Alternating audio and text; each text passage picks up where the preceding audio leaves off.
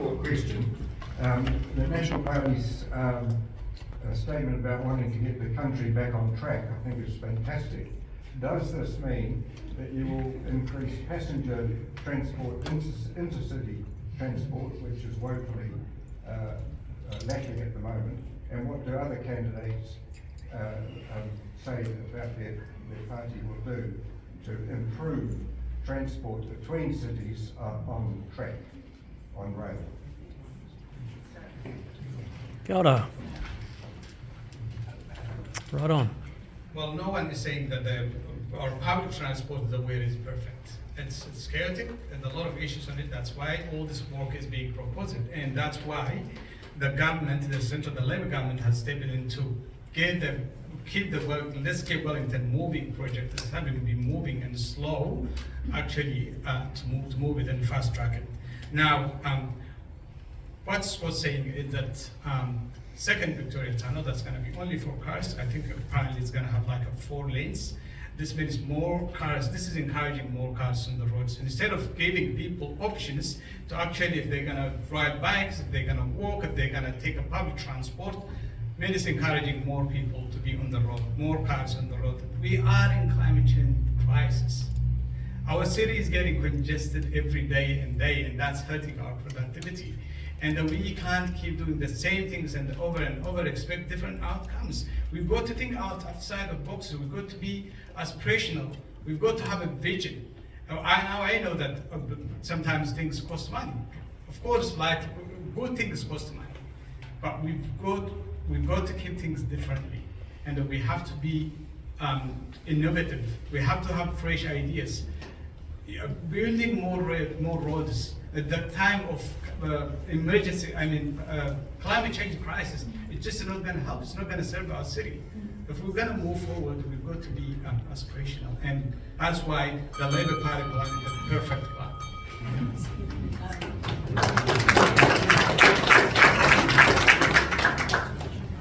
I think we're going to all sort of be coming in the next few years to a flexibility.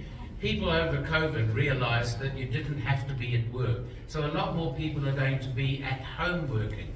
You've got schools like the high school down here, which says that some kids can start at 10 o'clock in the morning now, rather than having to be there at 8 o'clock.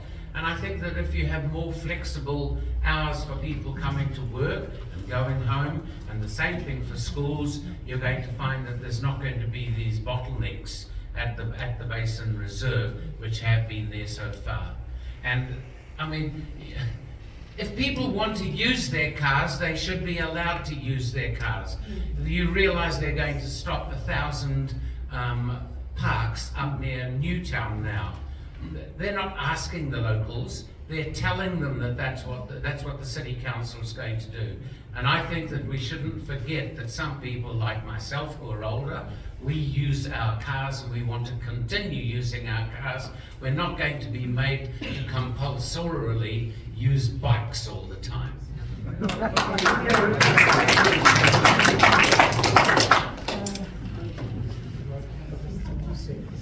So the first thing that I'll say is that I think it's really important that we all get out and are heard in this election, because unfortunately the only thing that National is offering our city in terms of transport is more lanes, and that is not going to fix any of the congestion issues in this city.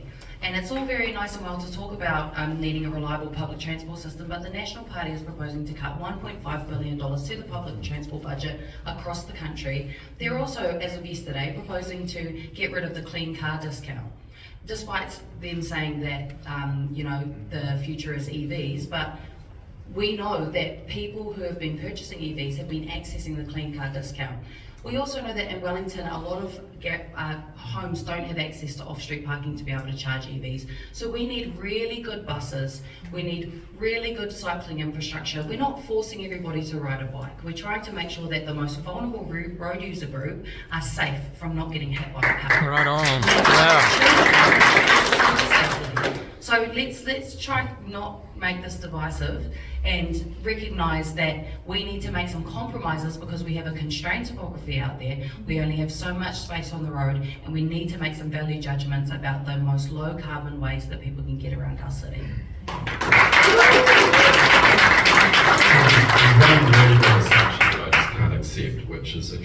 more capacity, it creates more congestion. I just think that's totally false. And the idea that we need to focus at this stage on subsidising brand new EVs for people who are generally going to be earning well above the average income, when actually we have one of the lowest availabilities of EV chargers in the developed world, which is actually a really big inhibitor to their use. So you've got to think about what's going to encourage more purchase of EVs. So that's what National's thinking about. And then, you know, when it comes to the second Mount Black Tunnel, that's going to have an economic, a social impact in terms of the way people move around the city. Because the idea that you build a second tunnel and you make an entire tunnel dedicated to cyclists and pedestrians, whereas what National's proposing is a second tunnel that will accommodate for cyclists and pedestrians, but also accommodate for those other forms of transport, including the private. And the thing is, it's tradies, it's families. Look, I've got 3 kids, a wife, a grandmother, and we carry like so many bags when we're moving the children around. It's really impractical to take the wife, the 3 children, the different pods, the nappies, all of that stuff, you know, on the bus. And elderly people are constantly telling me that they need different forms of transport. Now, if it's not an emissions issue in 20 years, what is it? What is the problem? And that's why I said about the second Mount Black Tunnel configuration.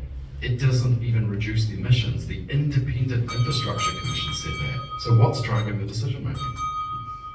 So I think we might wrap the transport one at that point. So our second most